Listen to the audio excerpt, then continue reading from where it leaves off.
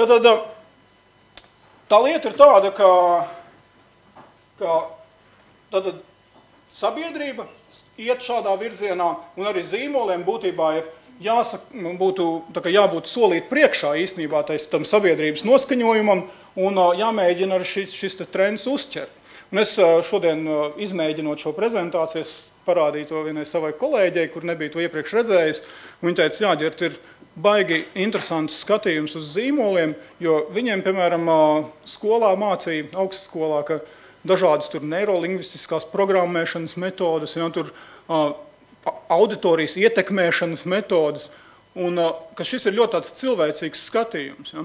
Un, ja mēs padomājam par to, kā īstenībā jūs veidojat ar saviem draugiem, jā, ar saviem paziņām, ģimeneslocekļiem dialogu, tad jūs jau neprogrammējat viņu neirolingvistiski, šos cilvēkus.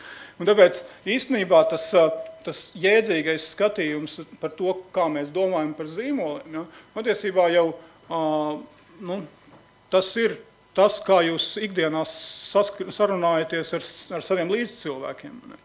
Nu, lūk, un šis pētījums tātad mums būtiski atšķirās ar to, no parastajiem mārketinga pētījumiem, ar to, ka papildus tam, ka mēs painteresējamies, ko cilvēki domā par zīmoliem, kā viņi redz zīmolus un kādas ir, kā viņi vērtē tos piedāvātos pakalpojumus vai produktus, kas ir zīmolā un tēlu zīmola.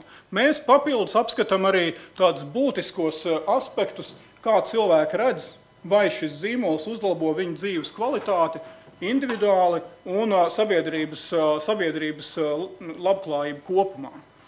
Un šeit mēs pētam tādu padziļinātu cilvēku pieredzi ar zīmoliem tādās niansēs, tādos aspektos, kas bieži vien pētījumos nemaz neienāk prātā cilvēkiem apskatīties.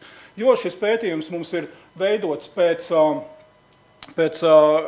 starptautiskās aģentūras Havas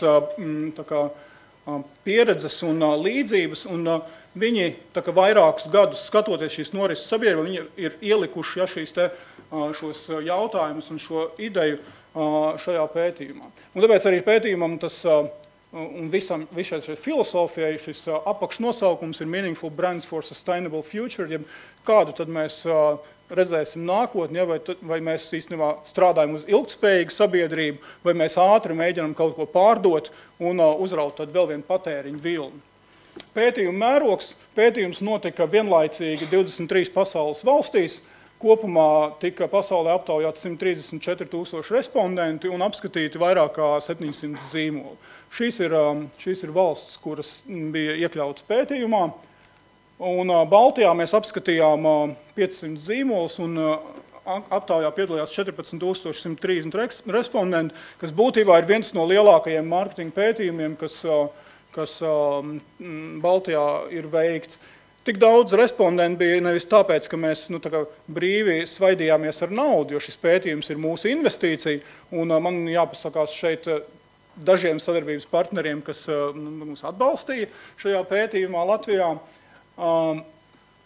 Bet tāpēc, ka metodika prasīja to, lai par katru zīmolu savu viedokli paust noteikts cilvēku skaits.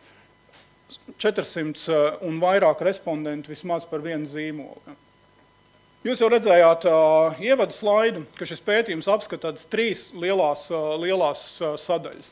Viens ir sabiedrības noskaņojums, jo mums ir jāzina, kā jūtās cilvēki tur ārā un ko viņi domā, kā viņi redz savu nākotni, kā viņi redz un plāno savu nākotni. Un tad mēs varam skatīties, ko tad zīmoli tur var darīt šajā te kontekstā. Nākošā lielā sadaļa ir zīmola vērtējums, tad kā viņi redz zīmolus, un bieži vien, kas mārketinga pētījumos tiek aizmirsts, ir kā viņi redz, kā zīmola ar viņiem sarunājās. Tad zīmola komunikācija vērtējums. Kuros komunikāciju kanālos vislabāk viņi gribētu redzēt šo informāciju, un kuros komunikāciju kanālos viņi reāli ierauga šo informāciju.